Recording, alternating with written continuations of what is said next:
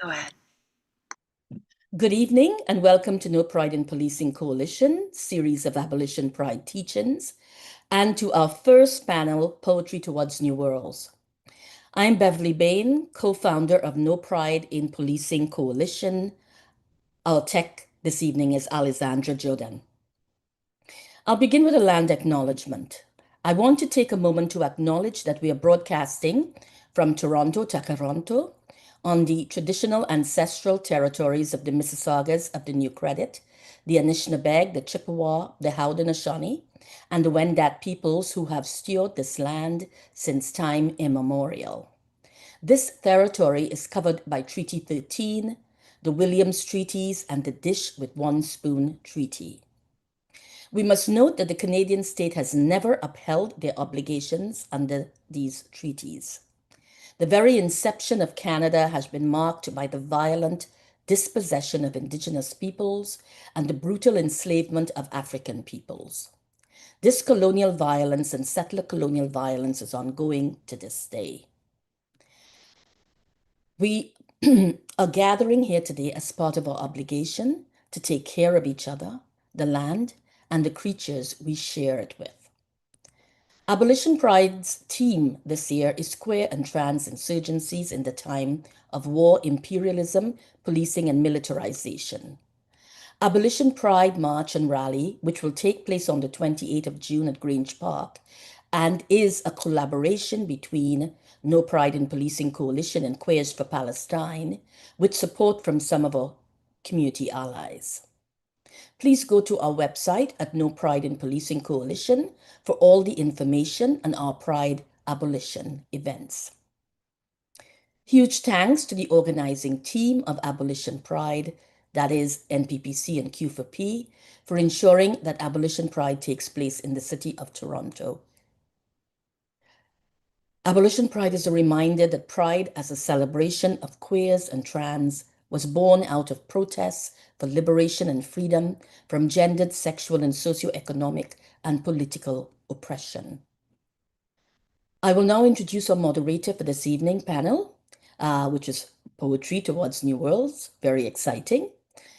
Ronald Cummings is a professor of Caribbean literature and Black diaspora studies in the Department of English and Cultural Studies at McMaster University. His work focuses on questions of gender and sexuality and Black cultural resistance. He is the writer and editor of several books, among them Make the World New, The Poetry of Lillian Allen, which was listed among CBC's best Canadian poetry books of 2021. Welcome, Ronald, and welcome to the esteemed panelists. Thank you. Thanks for that introduction, land acknowledgement, and grounding, Beverly. I'll begin with a few words and introduce the poets, and then we'll get to share some poetry and enjoy and reflect on poetry and the work of poetics. In her 1985 essay, Poetry is Not a Luxury, Audre Lorde offers the following description of poetry. This is what Lorde says. Poetry is the way we help give name to the nameless, so it can be thought. The farthest external horizons of our hopes and fears are cobbled by our poems, carved from the rock experiences of our daily lives. I want to suggest that I hear this understanding of poetry echoed in the titling of this gathering as Poetry Towards New Worlds. What does it mean to write towards new worlds? Perhaps it begins with the understanding that the world in which we live is not enough, or rather, that what we inhabit are rock experiences that need to be reshaped. More needs to be dreamed and created, and most fundamentally, poets can help us do this necessary and transformative work. The language of poetry is the material of our collective and individual dreaming. It holds the joy of tasting our new possibilities and strengths. Possibility, Audre Lorde reminds us, is neither forever nor instant. But I want to suggest that we can absorb its ripples in the lines and stanzas of our best poems or our most ambitious works of poetry. I'm also reminded that poetry is one of the things we can hold as a weapon to denounce forms of oppression and tyranny. It is not a luxury. As Lord writes, if what we need to dream to move our spirits most deeply and directly toward and through promise is a luxury, then we give up the core of our power. We give up the future of our worlds. That's a quote from Audre Lorde. Today, we have four poets with us whose writings give us the strength and courage to see, to feel, to speak, and to dare. And I'm going to introduce them briefly, and then they will read from their poetry. How the evening will run is that we'll enjoy some poetry, we'll share some poetry, we'll then have a brief discussion, and then we'll close out the evening with poetry. I will introduce them in alphabetical order, which is the order in which they will also read. Our first poet is Leen Amarin, who is a Jordanian, Lebanese, and Palestinian poet, creative writer, and researcher. Born and raised in Amman, Jordan, and now based in Toronto, she attempts to reconcile her identity as a migrant settler through her creative practice and advocacy. For Leen, art is a sacred practice. It dwells on the threshold between old worlds dying and new worlds becoming. Her work moves through the space of possibility, tracing what has been severed and imagining what can be rebuilt. It is a practice of strategy, memory, mobilization, and resistance. Tony Cade Bambara said it best, quote, as a cultural worker who belongs to an oppressed people, her job is to make the revolution irresistible. Leen will open the readings. Next, we'll have Linzey Corridon, who's a writer whose interests span the fields of Caribbean and diaspora studies, Black feminist studies, and queer theory. His debut collection of poetry, West of West Indian, was awarded the 2025 Hamilton Literary Prize for Poetry. He's currently a postdoctoral scholar in the Department of English at Toronto Metropolitan University. Born in Halifax, Nova Scotia, in the unceded homeland of the Mi'kmaq people, Trish Salah is a writer of Lebanese Irish heritage. She's the author of Wanting in Arabic, which won a Lambda Literary Award, and of Lyric Sexology, Volume 1.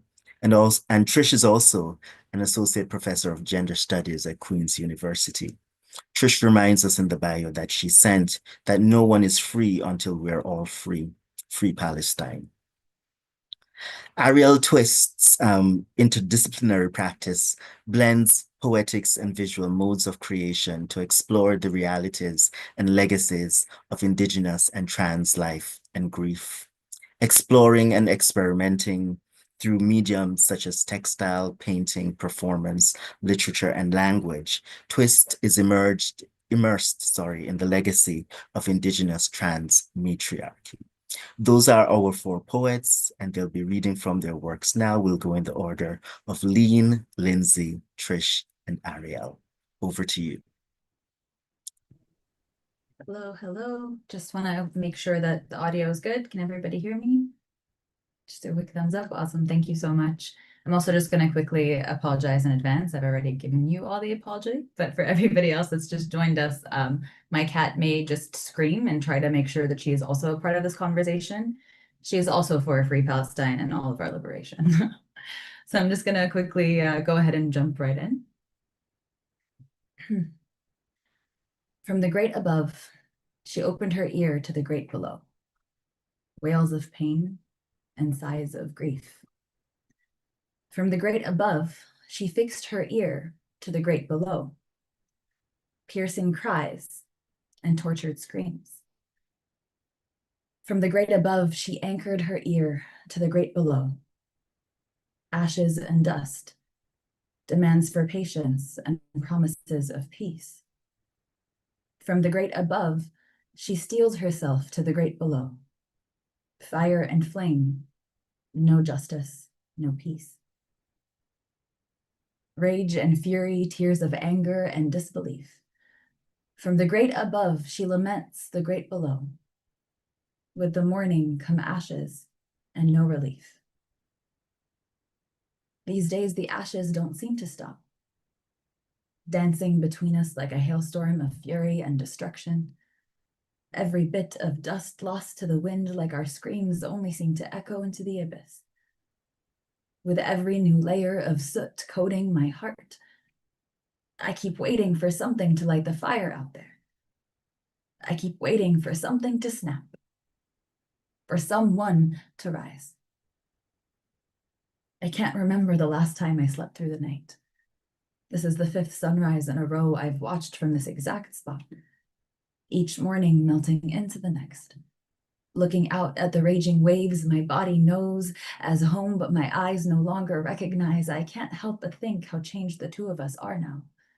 My body, myself, just as foreign as these waters have become. I ache to see you in my smile again, to look down at my working hands and see the rootedness in our soil, our being.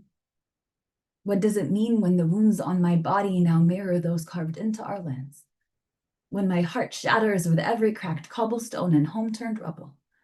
When grief consumes all and life withers with every passing plant-sister?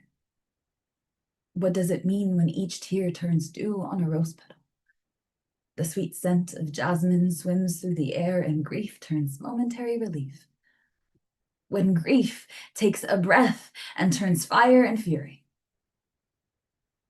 The other day, I felt my body tremble with grief. The other day, I wept tears into the ocean. No more room left in this rage-stricken body of mine. The other day, I remembered this fury of mine had purpose. I remember Audre Lorde's words, "Everything can be used except what is wasteful. You will need to remember this when you are accused of destruction."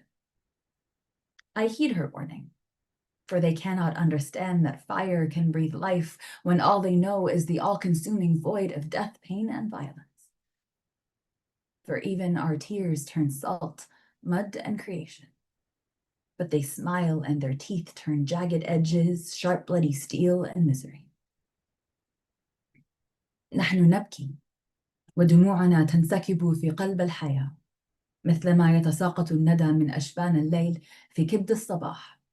أما هما فيبتسمون ومن جوانب أفواههم المبتسمة تنهرق الصخرية مثلما يسيل سم الأفعى على جرح الملسوع. We weep, and our tears pour into the heart of life, like dew falls from the eyelids of night into the heart of morning. But they smile, and from the corners of their smiling mouths seeps mockery, like the venom of a snake flows into the wound of the bitten. What does it mean when we make a home out of the darkness? When soot becomes armor, no adornment left but dust and ash. When I can only trace us back as far as pain, like a dark pit of nothingness pulling at every last cell of my being. What is an identity when it is manufactured to satisfy a hunger that sees us as threat and abomination? Like a dark pit of nothingness pulling at every last cell of my being. While it keeps me breathing, it sucks the life out of my soul. It's getting harder and harder to remember what makes us who we are. The dreams they have stolen. I cling to every memory now. The last scraps of a reality I cannot let them conquer. Teta's honey-stained eyes, her hands toiling in soil and earth, her nimble fingers stitching life and mirth. Your smile wide and inviting, your eyes just like mine and hers. Our feet firm and standing, our beings weaved from and with the earth. No matter the lengths they roam, no matter the shapes they contort their limbs to fit, the earth recognizes our bones, and our dreams rise with it. The wellspring of life is not one they understand, that generosity and love are divine, that life is sacred, every drop of blood soaked into the earth an offering, and every tear shed in grief a spiritual act. They threaten us with fire. They promise death. They cannot understand that we are of her, and from her depths we take our first breath. نحن أبناء الكآبة وهما أبناء المسرات. We are the children of sadness, and they are the children of the light. نحن أبناء الكآبة، والكآبة ظل إله لا يسكن في جوار القلوب الشريرة. نحن ذو النفوس الحزينة، والحزن كبير لا تسعه النفوس الصغيرة. We are the children of despair, and despair is the shadow of a God that does not dwell in the hearts of the evil. We are the sullen souls, and sadness is great. Small souls cannot contain it.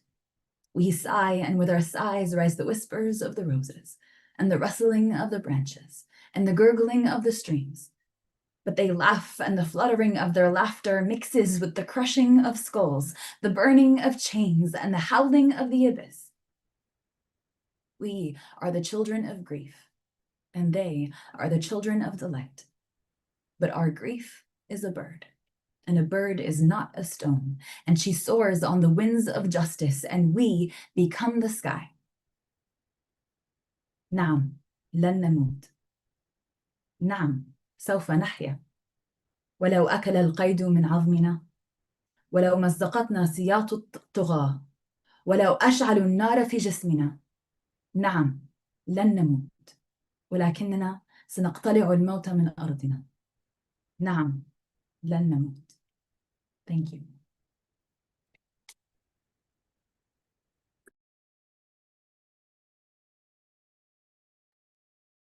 What a beautiful opening lane. Is my audio okay?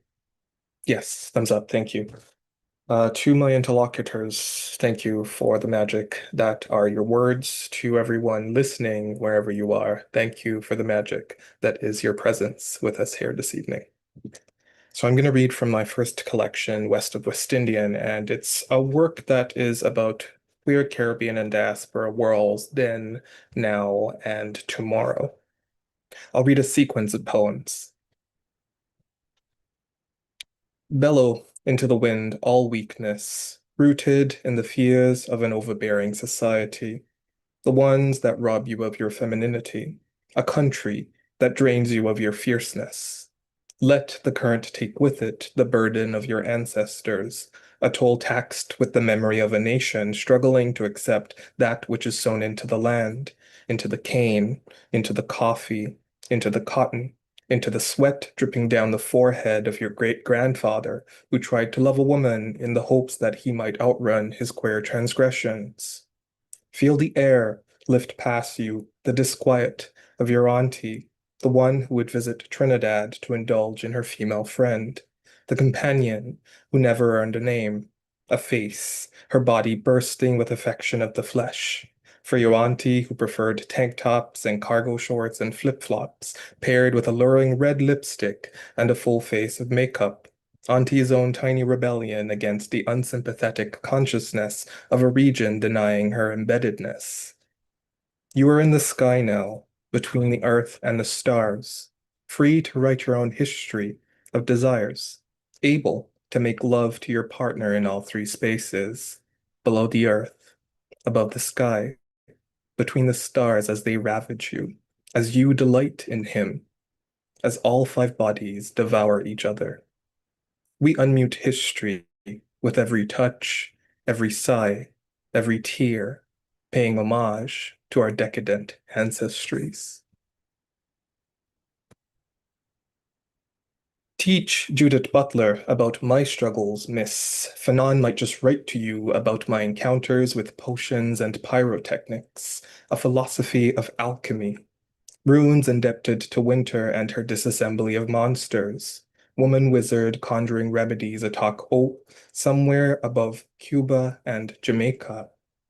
Ask CLR James how chemistry came to be in you and in me and in the Palace of the Peacock, the one in which Caribbean people change skin, endowing the Indies with earth and flesh and spit and shit, a cacophony of mystics swallowing up the Caribbean Ocean, hoisting me up on their leathery shoulders, transporting me to dungeon homes purple and thorny.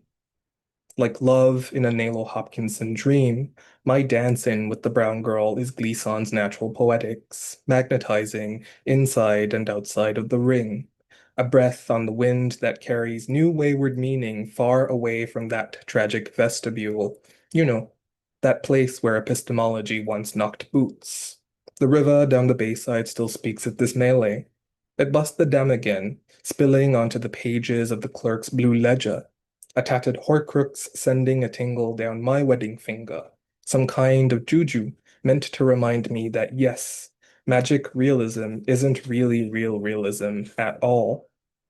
Placencia cuts a hole into the pages of his people, some kind of portal devoid of linearity. We slip into these portals and deduce treasure, a mountain of unbroken incantations, longing for song.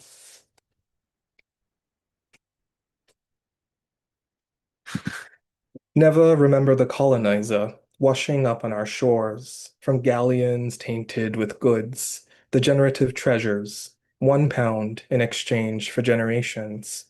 That was long ago, they say, yet we remain prisoners. The sterling sits atop our heads as we continue to indulge in self-destructive displays of culture. We islanders love culture, exude it, must internalize all of it, the good, the bad, and the ugly. Let me tell you, in my transition to another country, another identity, this culture, the legacy willed to me by my Dougla mother, by her coolie mother, by my white man father and his legacy preceding him, it has failed me every other time. Let me tell you, what holds value in my next life is the abject piece of me cast out by paradise. What saves me, what will save you, is unappealing currency more than tired relations, double standards, and paltry promises. Let me remind you that I, that you, that we can never be extinguished. So what if we die?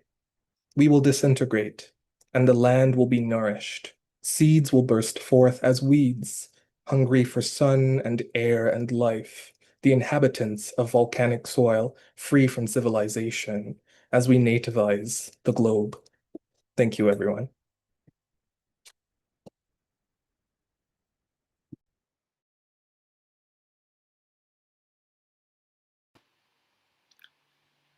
It is wonderful to be here with you and to be able to read with you, Linzey and Lean, and hear your words, and yours, Arielle, which I anticipate. I'm going to read a short poem first. What is a poem for Mahmoud Darwish? What could be? If it were, could it be a poem for a broken into map? A map breaking into how you are a person, as written, is written, broken into. The land or the earth, the field of stones. No, fig trees? Where does the fold turn up, turn into a frayed edge?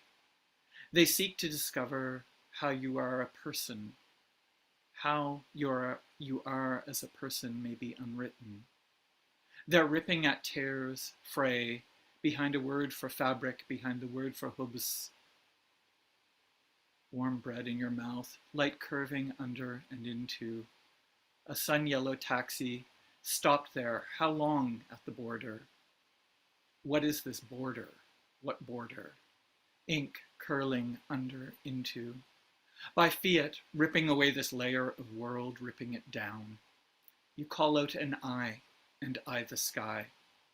The sky, like people, resists.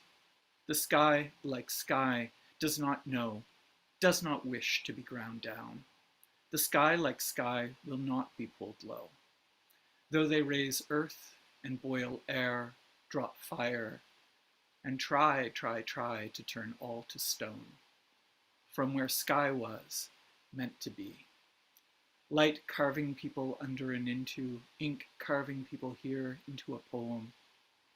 Let this be part of a cadre of poems. Let this be one place with you to resist. And this poem is new and rough,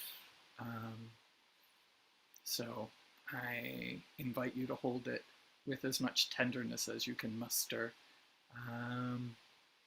The Arab in me was wandering, The Lebanese in me, and me is counting invasions. How many invasions since I was born?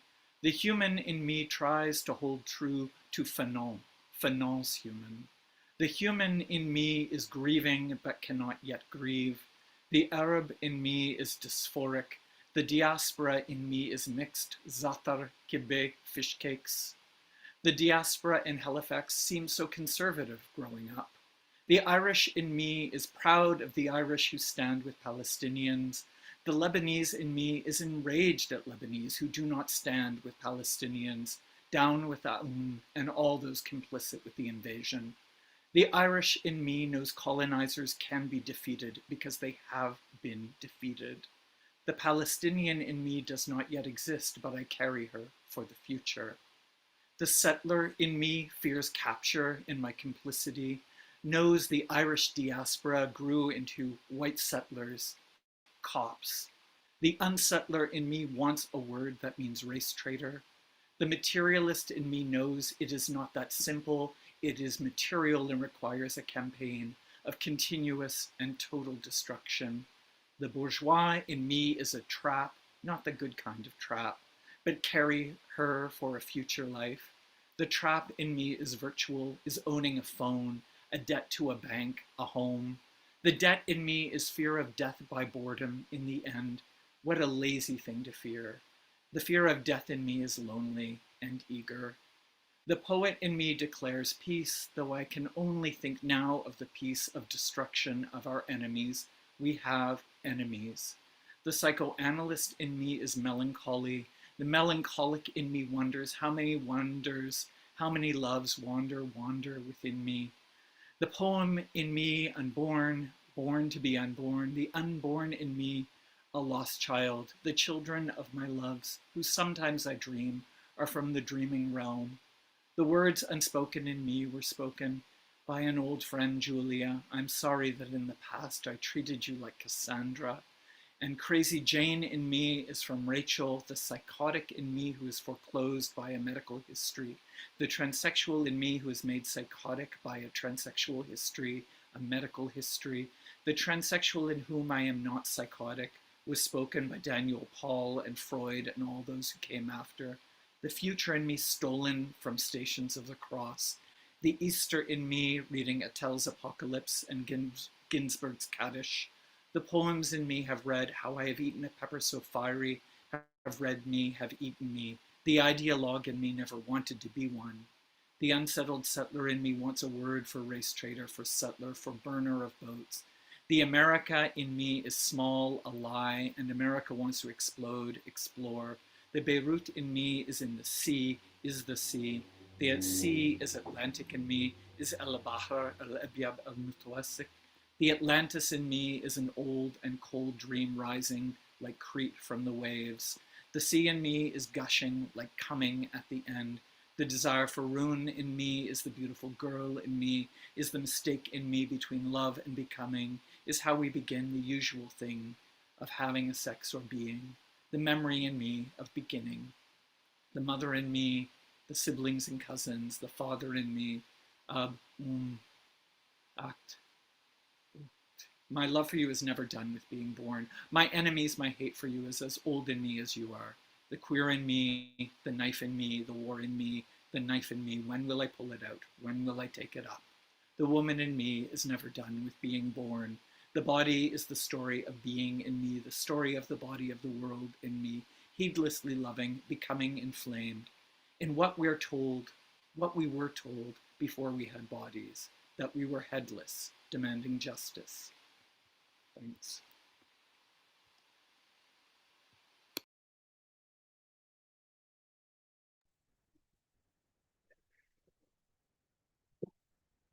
That was really beautiful. All of you reading is just beautiful. What I'm going to be sharing is from a performance piece that I made for Mass Mocha. That came out of not being able to travel to the States. It references a lot of theorists and thinkers, Avery F. Gordon, Susan Stryker, Eve Tuck, Patricia Williams, Mark Aguhar, just to name a few, just to name them into the space, because I do reference them a lot in this work. And it's called Chopped. And it starts with a quote from Avery F. Gordon.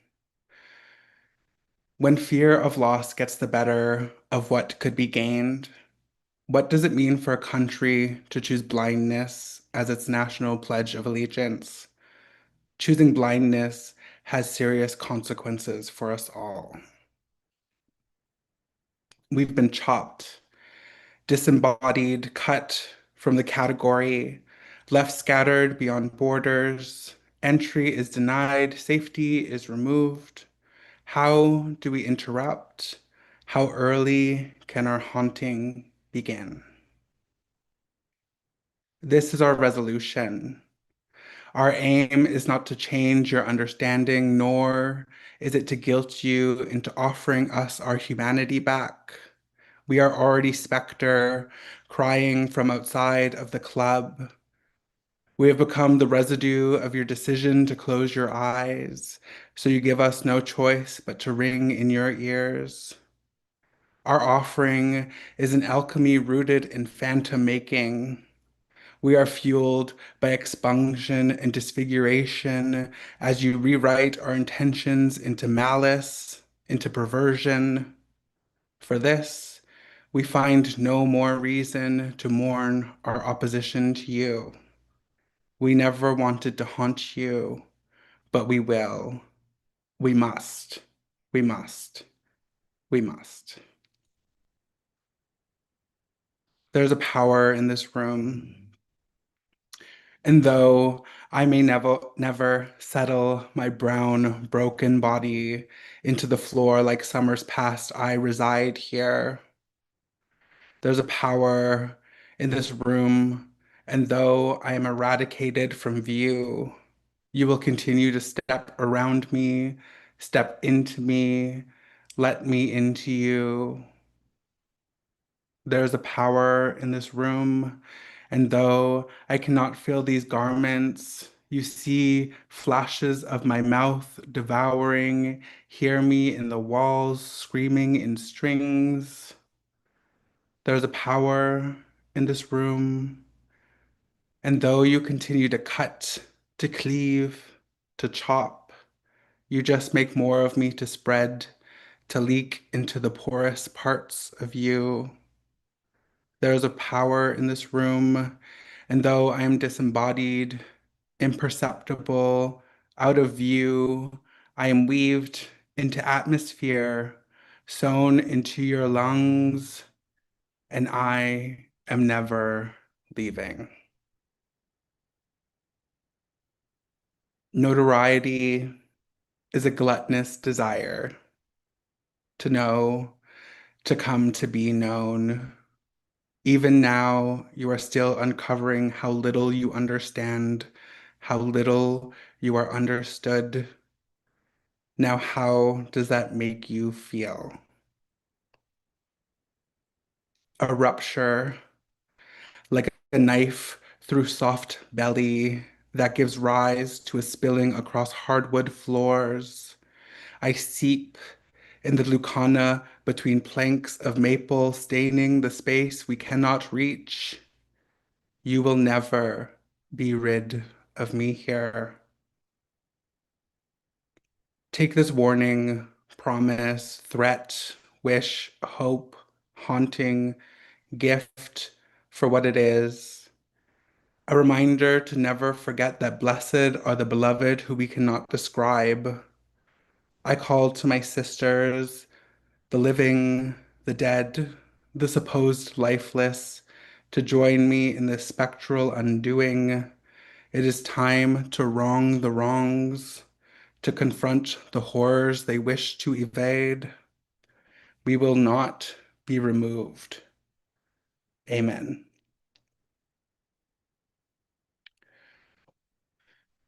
And then I think I'm just gonna close on this little excerpt from my thesis. which is about hauntings. Hauntings are a theme in my life right now. I just am thinking about contamination. Um, start.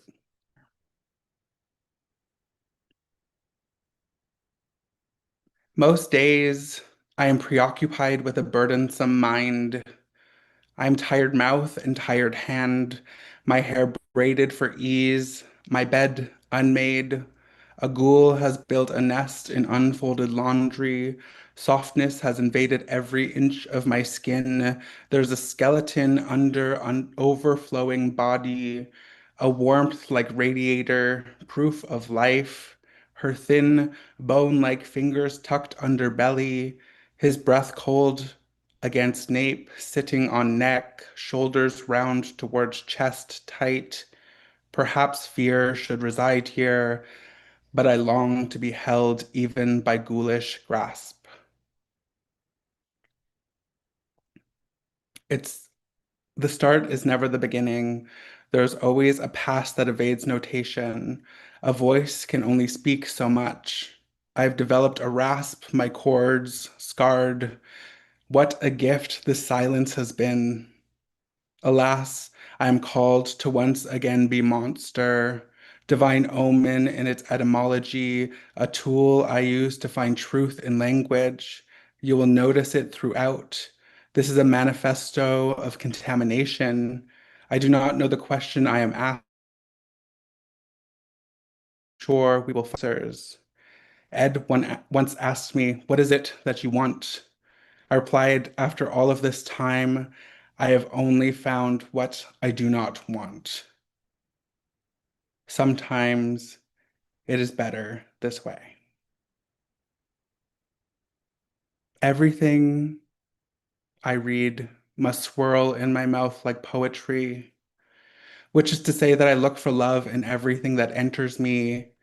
I can imagine an entire life with any stranger who smiles, not even at me, but towards something bearing life, the land, an animal, a book or song written generously. Such low standards to allow someone to fill my body.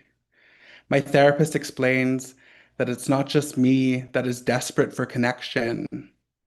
In my mind, I picture an epidemic of a longing like illness.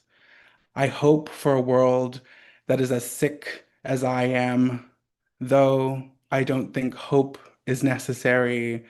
It's the only currency I have left.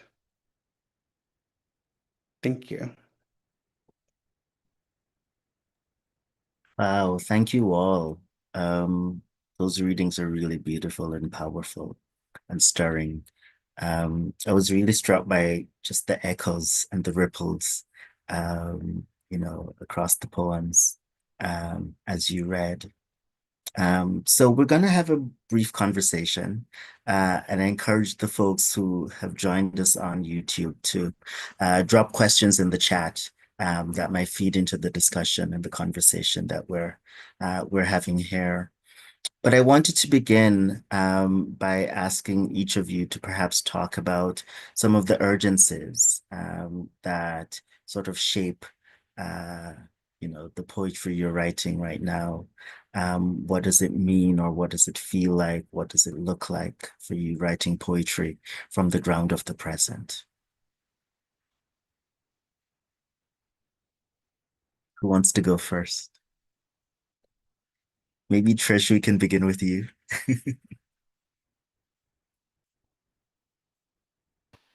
Well, I fudge around with my mute. Um, yeah, I mean, I think uh, that part of what the present confronts us with is the failure of old strategy, even as there are lessons and modalities that have long histories that we might work from, learn from, be in.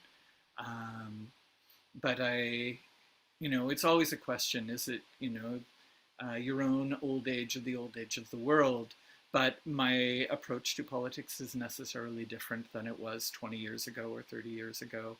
And my understanding of what poetry might do is necessarily different too. But I think as, you know, on the one hand, the world is always ending and people are always reckoning with the world that has ended. And on the other hand, as cataclysms magnify, multiply, escalate, and the speed of uh,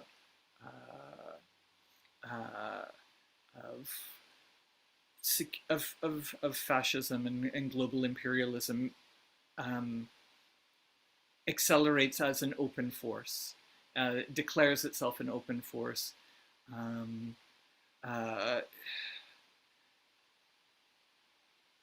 The question of how poetry can actually move to action, and participate within what people used to call a dialectical relationship with struggle. You know, to be part of and armed with and informed by. You know, I don't like martial language, but I feel the urgency to note the knife in the poems, right? I feel like we are in a time where struggle has always necessarily been violent, but many of the lies which masked that or framed it as the exception, the failure, the fringe, what have you,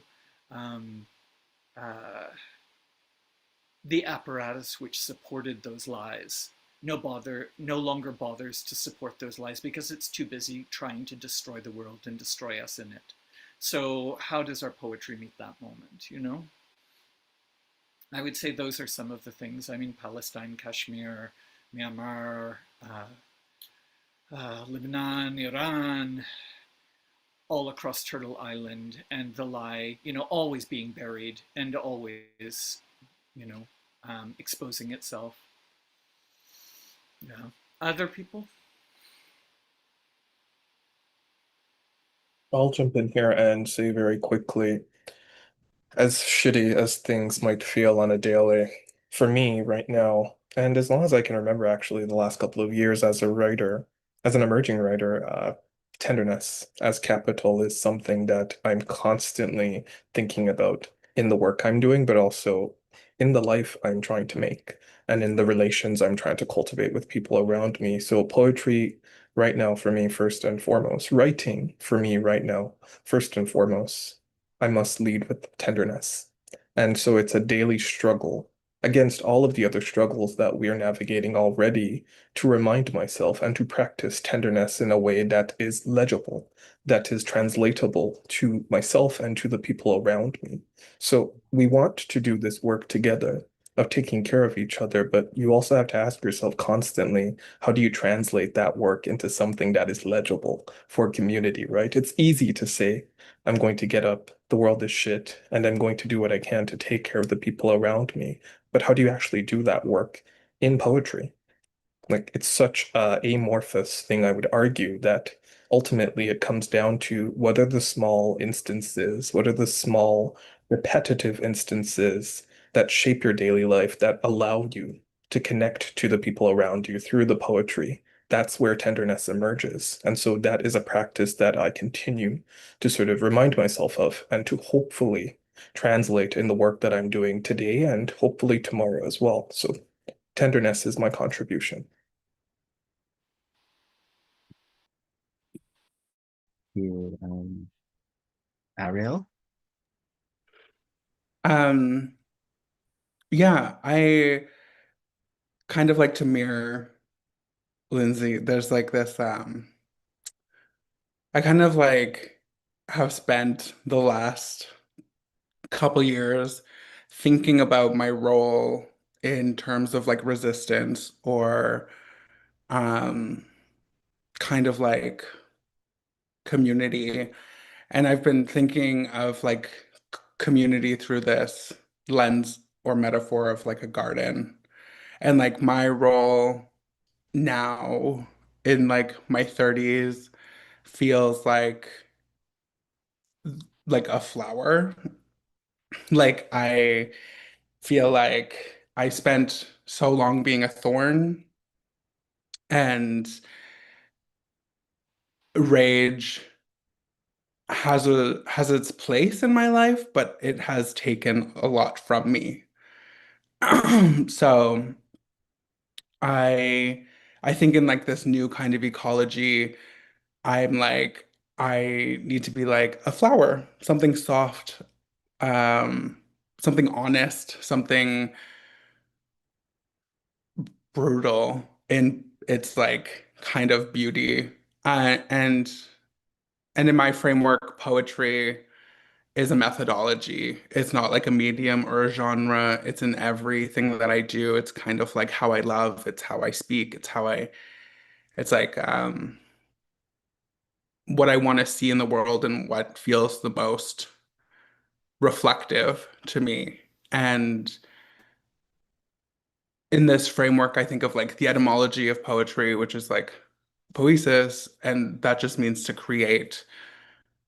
Um, and that's what I feel like I need to do. I need to make.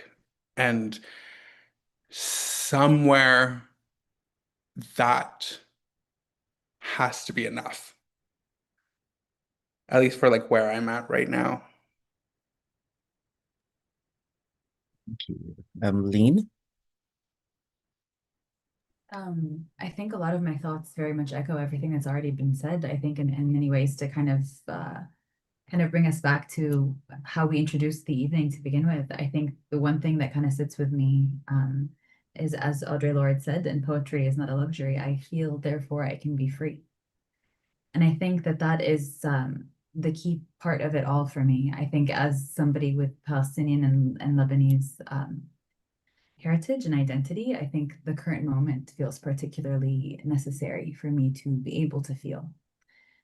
And I think as we look at the general context of the world today and politics today, I think we're at a very interesting precipice of old worlds dying and new worlds being birthed with every choice that we make.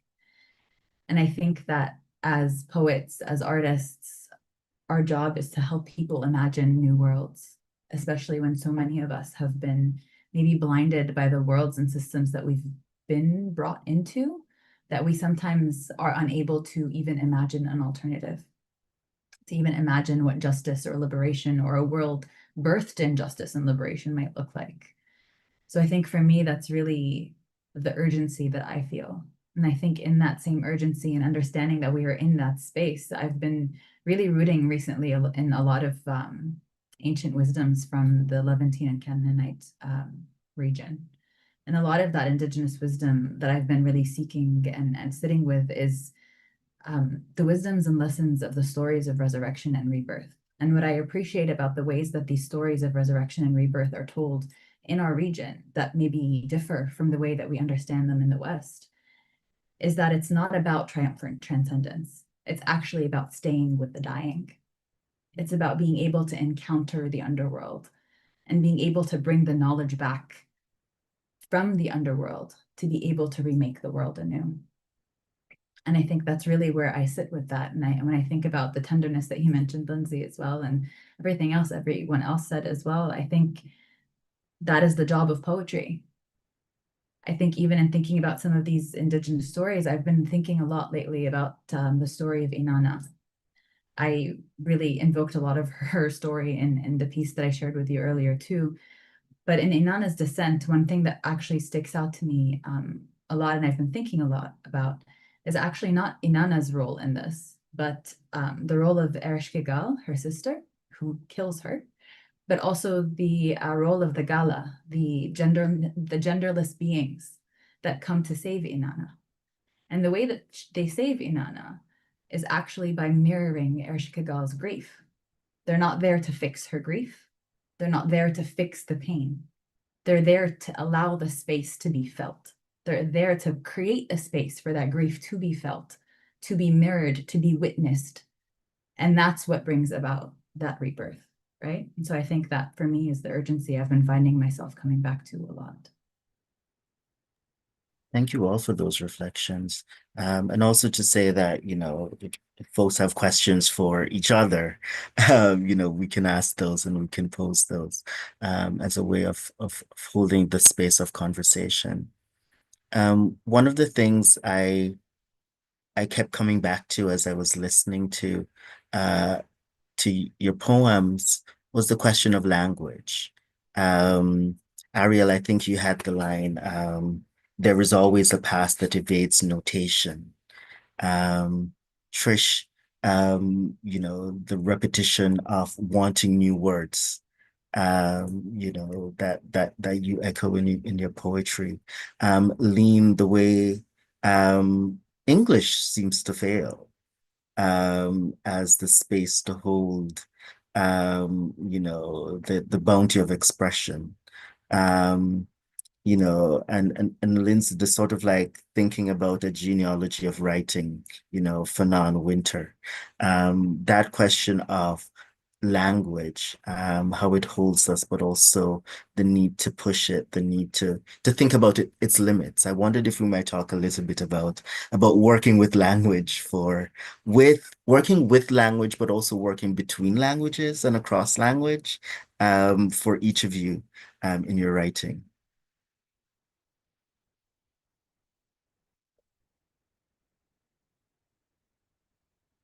I'm happy to start us off.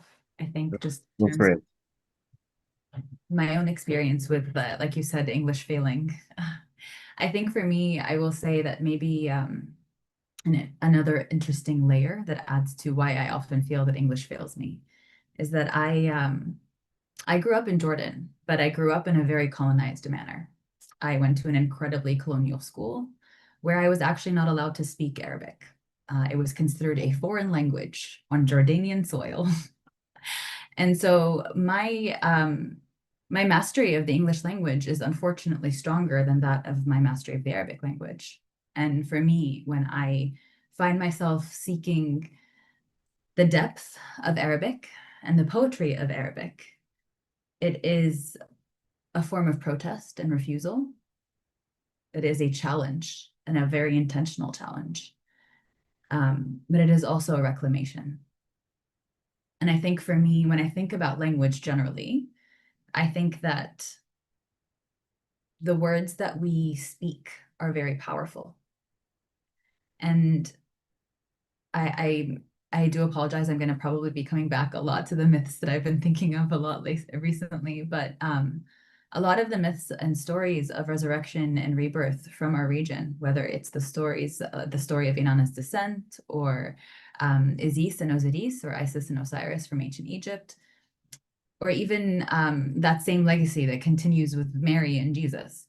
In every single one of these stories, the power of language and the power of words is also very, very much echoed there and very much highlighted. The words that are spoken are what invokes the magic and what invokes the rebirth and what is able to allow us to give life to what has died. And I think that is often how I think about language. There are absolutely many limits to it, but I think the beauty of poetry is being able to challenge those limits, being able to play with language and mold it into the art and the world and the creation that you hope to bring into this world. So I guess I'll leave it there. Yeah. Thank you, Trish. Yeah, I love that, and I love the holding of the register of language as political limit and historical situation, and also the question of language in its substance and its stuffness and its beingness having limits, and how those two might overlap or sometimes turn against one another. When I think about Arabic, I'm always melancholic because I grew up in the diaspora and didn't learn Arabic in a way that allowed me to inhabit it as a young person, lost whatever I had while I was still a very young person. And now I struggle for words and phrases and, various relationships to Arabic are always striving, they're always desire. And there's always a question of how to have some responsibility within one's desire for that which one does not have and one is of, but one has not grown up within, what that might be. So sometimes I think of the work of translation as a psychic activity that is about one's relationship with language, and how to actually make that relationship. Um, uh, and I'll just say around world making, language where it falls down shows us how things break in a certain way, and so I wonder what the work of gathering in the ruins and remaking might be, how it might proceed in a way that does not produce the violence which precedes it. Um, and then I go back to that dialectical thing, like if worlds are being born with language, which worlds will we contribute to being born, and will we contribute to more violent worlds or less violent worlds, and how do we orient ourselves to that work?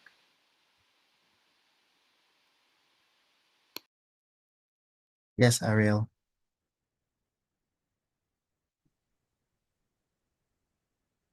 I think one of the first things that comes to mind is that like in the like colonial architecture, one of the first things they take is our tongues. And I've been thinking a lot about decolonization and how it just doesn't feel quite right. Because even if I learn my language, I'm learning it through a framework of English, which is like the language I was brought up in. And so I started thinking about like if decolonial, like if there's really no going back, then I have to come at it from like an anti-colonial framework. Like I have to think of it from like the same kind of thought processes as like Fred Moten in the Undercommons. Like I have to take what I've been given and then kind of like find new ways to use it, and learn my language slowly. And there's something about this kind of like, I started doing this etymology practice where I started looking up the meaning of words um, in English to find what felt true. Like I'm not looking for the like definition. I'm looking for what feels like the most honest. And um, and then I'm kind of framing it as like taking this colonial artillery and bringing it back to kind of like a root bound orality that like is kind like I'm trying to dig my way back using etymology from like my understanding of the word to like a new way of thinking, um and trying to fill the like leucana between translation because nothing will ever translate. Like I'll never know the real meaning behind the words that I'm being taught in Crete. Um, so it's like this process that feels so Frankenstein-esque, so trans, so like I'm making something new. Like I have to make something new with what I'm given. And that's how I'm kind of like framing language right now. That's how I'm looking at language. That's how I'm trying to like make amends with language. I like that phrase, making amends with language. I mean, there's a sense that, you know, language is all is what we have, right? But like, what does it mean to make amends with it? But also, a kind of realization that there's always that thing beyond language, beyond words, that we're constantly reaching towards. Linzey, is there anything you wanted to add? Okay, so I think what I've led is this In one of the poems I read today, the second piece, I mentioned one Plasencia to be more specific in this moment because we're talking about language. That was a reference to Salvador Plasencia, who is a Mexican-American writer.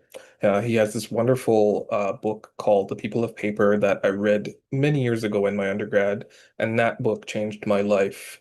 To the point that I wrote a poem about it in my first collection. But in that book, The People of Paper, and I recommend everyone to check out Plasencia's work, the epigraph to that book is a poem by Gustave Pérez Firmat, who is a Cuban-American poet and writer. And I'm going to read that poem, the epigraph from that book that was in my poem. Coincidentally, we're talking about this today because it fits so well into what we're discussing right now. So this is Gustavo Pérez Firmat's epigraph that is in Salvador Plasencia's novel, The People of Paper.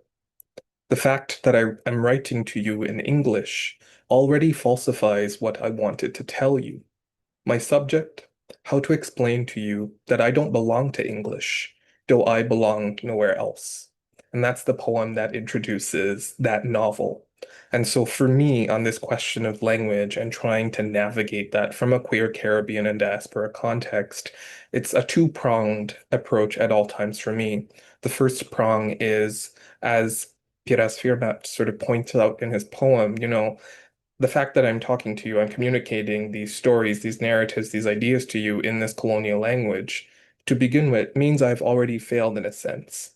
So that is something that I'm constantly reckoning with in my own work, is that inevitable failure because of the language that I have to deploy. I have no choice in a sense. But at the same time, I do have a choice, is what I'm realizing as I continue to grow and write as a queer Caribbean writer. And what I mean by that is this. In my first collection, for example, a lot of the language that you come across is colloquial and traditionally derogatory.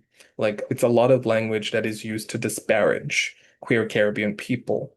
And I'm not necessarily reclaiming these words because I think there's something that is uncomfortable to me. There's a discomfort around this idea of reclaiming something that has always been ours, in a sense. Like, whether or not it is derogatory, it has always belonged to us. These are ideas, concepts that when you say them, when you articulate them, you sort of put into the world the image of the queer Caribbean person. Like, they have always belonged to us. And so I'm not here to debate that or reclaim words per se, but I'm hoping to use these supposedly derogatory terms and concepts and language as a possible corrective to that inevitable failure of the English language that I encounter from the beginning. So I'm always thinking about the ways in which English will fail me, but also the ways in which, because of the culture of English as it relates to queer Caribbean life, the language, the concepts that emerge, as disparaging as it might seem, can also be a site, a source of hope, something different. Thank you. There's a question from the audience that I want to ask quickly. They say, as lifelong language learners of ancestral languages that are also modern, but not what we may have been raised in, how do we use words or phrases from our languages responsibly, poetically, patchwork? Does anyone want to have a go at that? Yes, Lean. Something I think about quite often. Like I said, for me, I am constantly thinking about how I can reclaim my language, but also do so in a way that honors the rich history and legacy of the Arabic language. One thing I found that I do quite often in my writing and has allowed me to feel a lot closer to the language, but also in a way that feels, like I said, that honors it and its legacy. I've been doing a lot of like found poetry or my own version of found poetry. When I feel like English or my own words fail me, I turn to Arabic written by others, by people that maybe have a better mastery of the language than I do. And I allow that to be the thing that teaches me. Even in the piece that I shared with you earlier, a lot of the Arabic that I shared was from Gibran Khalil Gibran, a legendary Lebanese writer, and second from Mu'in Bseiso, the poet of the revolution, a poet from Gaza. I often do this. It's something that personally I feel like when I'm able to borrow these words from people that have such a rich mastery of it, I'm also able to collaborate with them in a way that continues to advance my own understanding and relationship with the Arabic language, but also just the history and legacy of it altogether. I like to think that in the ways that I'm kind of playing around with this and borrowing from them and collaborating with them, I'm also introducing their work and their lineage to people that maybe otherwise wouldn't have been able to engage with it either. So I would say don't be afraid to mess up and don't be afraid to borrow from people that know better. And allow that to be the space that allows us to continue to learn and reclaim and to grow. And I would also say, this is something I've been practicing a lot with myself too. I've been trying to lean into the discomfort of not always knowing the right word and not always feeling like I have the right way to express myself. I've realized that the discomfort is where the learning happens. So lean into it. Don't apologize for it. Just let the language take you. Does anyone else want to add to that? Yes, Trish. Just building on that really, but also thinking about what you said, Arielle, about the learning Cree in the frame of a colonial language and English, and that question of knowing whether the words you know are the words they are, you know, how the receding horizon of the meaning in Cree, right? And I guess in the diaspora, as somebody who's always trying to learn Arabic and scrambled in my relationship to it, one of the things I think about is that I'm in the fragment and I'm in relation when I'm using Arabic well or badly, more often badly than well. But I'm locating myself through the error and through the place from which I attempt to speak. And I'm trying to own the traces of that, as well as, you know, in a different way, but like you said, Lean, paying homage to the writers who I'm mostly reading in translation, and then I might look at some of their words in Arabic and try to make sense of that. So trying to honor that.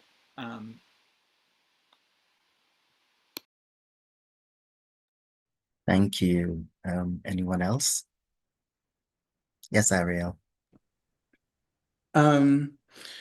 Yeah, I think the leaning in discomfort is like what Lean said, is like very profound. I've been like thinking about fumbling a lot. And I love telling someone that I don't know something because I feel like I spent so long pretending to be an expert, because I felt like I had to. And there's something freeing in not knowing, actually, and asking for help and searching. And I think language, I think about, I started this like process, which I think is similar, where I'm thinking about how to like honor not only my own language, but the languages of people I love. So I'm thinking a lot about um, how like learning terms of endearment for the people I love in their language, so I can tell them how much I love them or what they mean to me. Or in this thesis process, I'm writing about like a couple people in my life, and like one of them shows up, and I think honoring them, not like instead of changing their names, finding like a word, like a sweet word in their language to describe them, and they're that kind of like that is the reference to them in those pieces. So like konpeki, which it means azure in Japanese, or asal, which means honey in Arabic. I think there's like, it's not only about our language, it's about honoring the languages of the people around us in our communities and loving them and making an effort to try and love, I think, in their languages as well.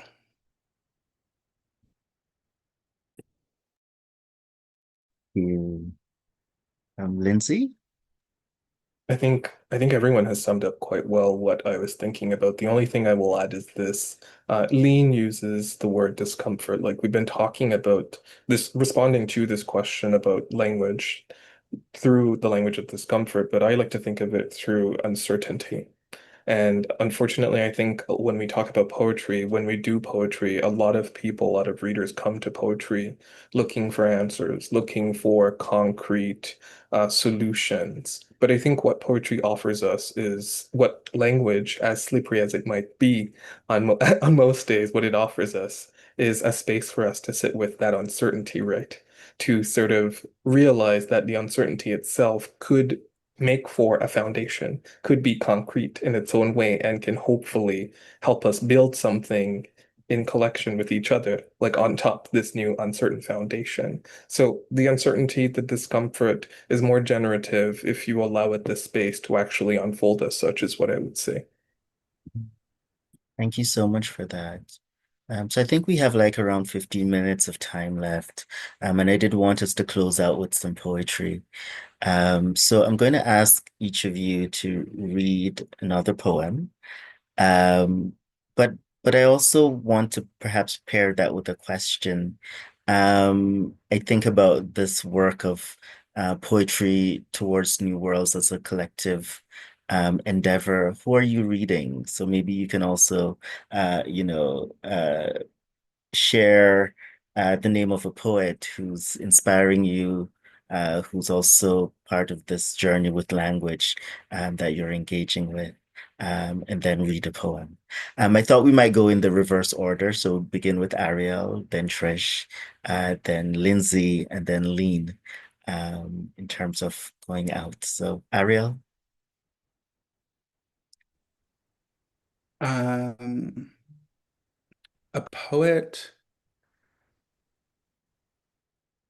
that I have been really kind of like in the same realm of me as Brandy Bird. Um, their poetry is so honest and like brutal in its honesty, where I can't tell if it's the honesty or the brutality that is really delicious to me. Um, and they think through etymology in a similar way and through the Cree language in a similar way. And I just like, I'm so grateful to have that mirror. Um, and the poem I'm going to read is The Things I Found at the End of the World. 1. Vision opaque, like smoke on a horizon. 2. Lip balm in a shoe, now a widow. 3. Vocal cords needing lubrication, too quiet to speak. 3. Vocal cords worn down like brake pads. You can hear it when it tries to halt. 3. Voice doubled, repeat alongside me or after me. I understand if you can't feel connection. 1 minerals, not liquor, you racist. 4. Water, bottles half full, because at home the water is opaque like my sight, still an Indian cliche. 4. Sorry, sorry for calling you a racist. I'm still learning how to not be a pit bull. Res dog, trained too well. 5. Keys to doors which do not exist. Once a vehicle tasting blood from my eroded septum. 6. A ring to hold, not to wear, with friends waiting for a place to fit in. 7. A collar, no name. I'm here waiting by your door, scratching. 8.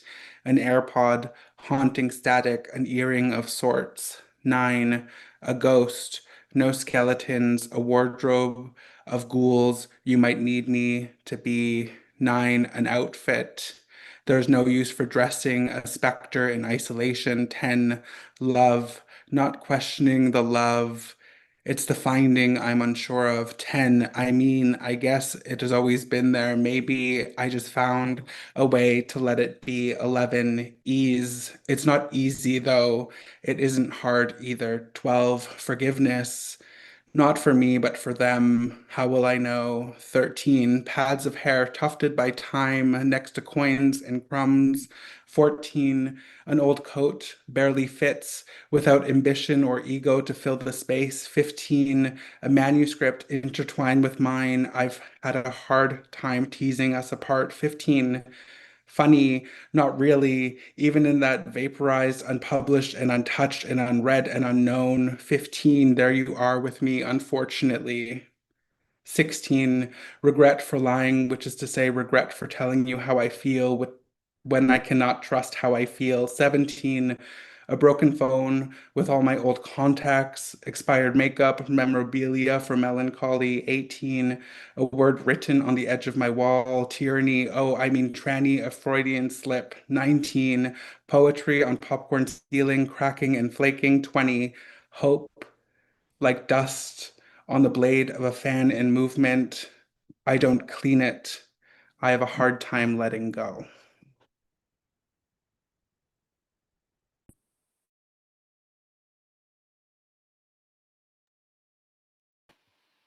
Trish, your final poem. Yeah, two poets. I first point to the guiding star of Queer Swana poetry, Atel Adnan. Everything she wrote, her novels, her books, her journalism, her poems. I'm continuously diving in and seeing the world anew in her work.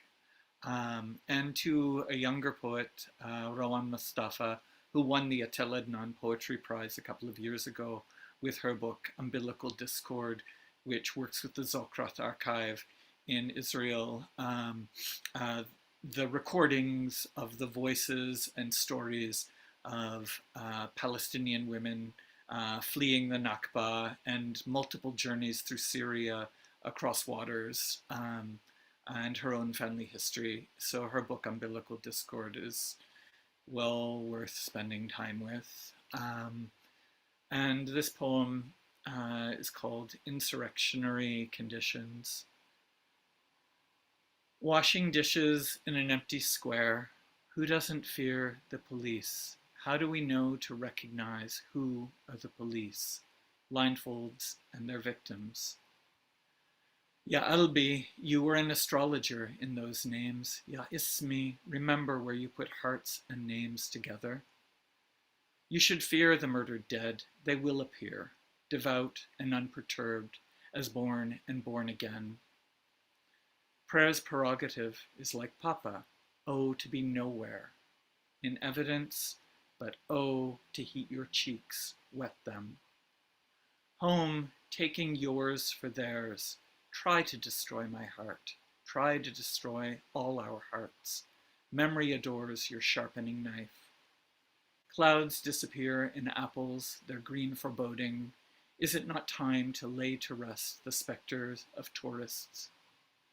If they destroy your heart, for 100 years more shall grow, and the body will continue, yes, to fight. Play my mouth, dear, take all you want.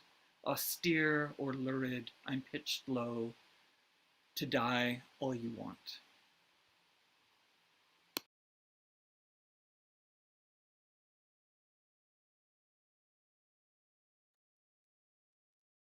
So I will buck the trend a little bit, Ronald. Forgive me. I'm going to recommend a writer, but they aren't a poet per se. But in my opinion, their work is poetry. Like they are very much demonstrating a kind of poetic that recently has rewired my own brain chemistry, like coming across their work. So the author, they're also academic, is Marcia Douglas. She's a fabulous Jamaican writer, experimental as hell in the collection that I read, specifically the Jamaica collection of the Shanty Dream Archive.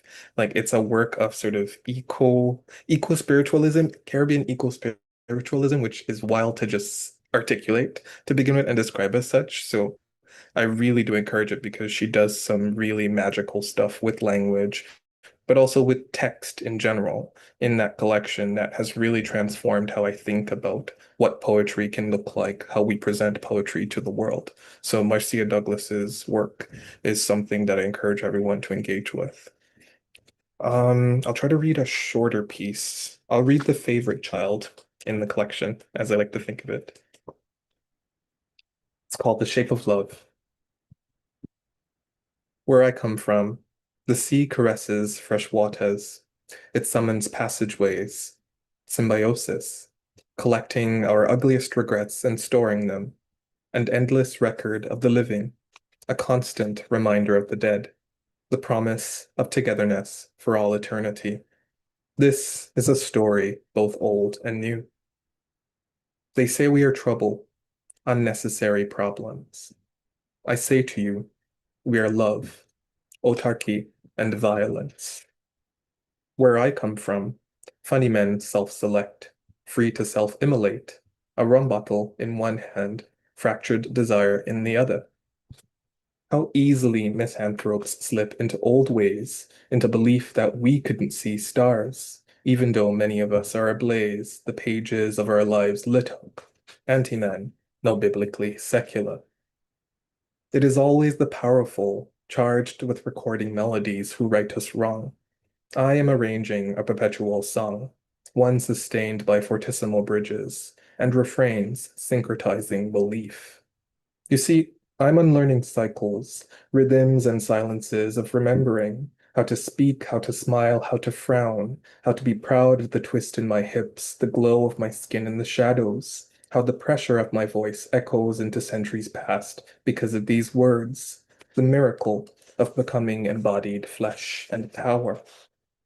I'm unlearning love of the ugliest kind, swapping stones and blades for empathy, escaping the fire and brimstone into the sea. I ebb and I flow like the morning tide, caressing the shores, the land of my birth, sopping the hands and feet of my persecutors, leaving them pruned, making space in their funny toes and fingers for love. I'm unlearning to teach the broken about the damaged. Thanks, everyone.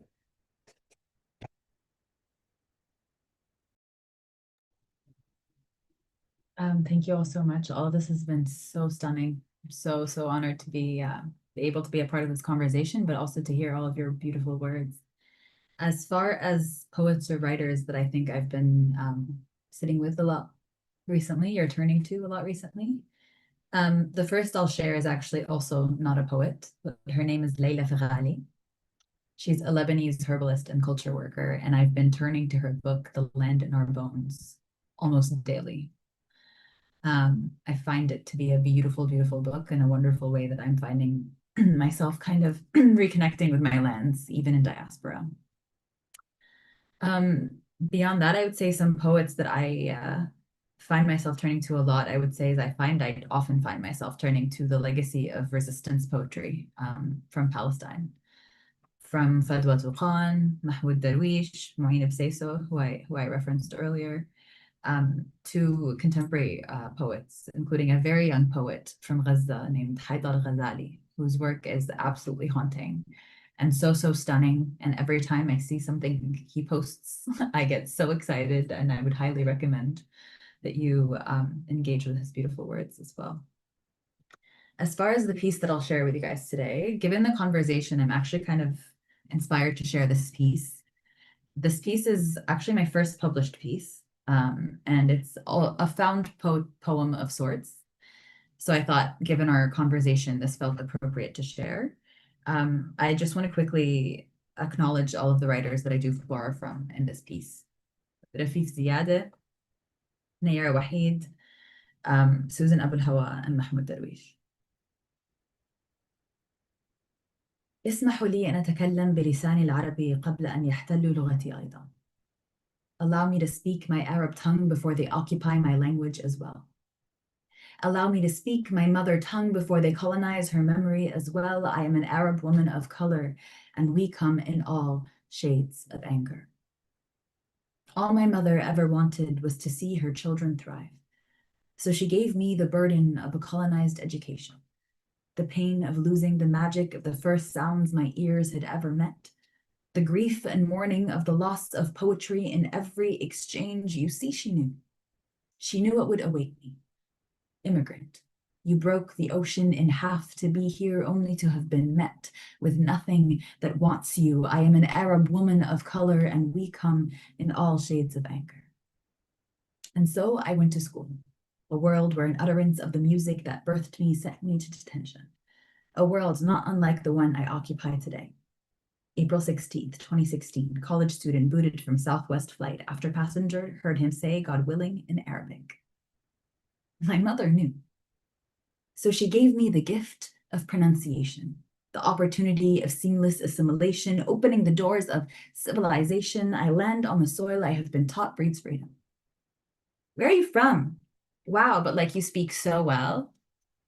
Thank you, I answer, unsure of the proper Canadian response to her gracious enthusiasm. She's unaware that in the Arab world, gratitude is a language unto itself. May God bless the hands that give me this gift. She doesn't understand what I'm missing in exchange for this white mask of an American accent. Beauty is in the eyes that find me pretty, a disguise that leaves me with an insufficient expression that makes my voice sound miserly and ungrateful. May God never deny your prayer. May your hard work be met with abundant blessings.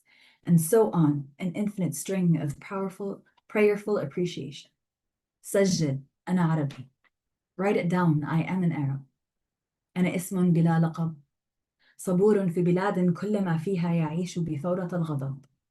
I am a name without a title, patient in a land whose people overflow with anger. جذوري قبل ميلاد الزمان رست, وقبل تفتح الحقب. My roots before the birth and beginning of time were anchored. وقبل السرو والزيتون وقبل ترعرع العشب. Before the pine and the olive tree and the growing blades of grass. سجل أنا عربي. Write it down, I am an Arab. Our lips recite poetry your movies can no longer convert to terror. Our script paints shapes that dance with the raven waves of our mother's hair. We are Arab women of color, and we come in all shades of anger. We do not hate. We do not encroach, but we will birth revolution. We are Arab women of color, and we come in all shades of anger. You should too. Thank you.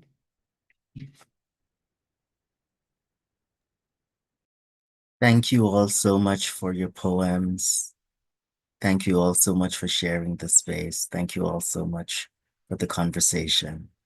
I'm going to close with an invitation, which is for those of us who have assembled, if you want to leave the name of a poet, a writer, that you're thinking with, who has inspired you in the chat. It will become a kind of collaborative list, reading list for poetry towards new worlds.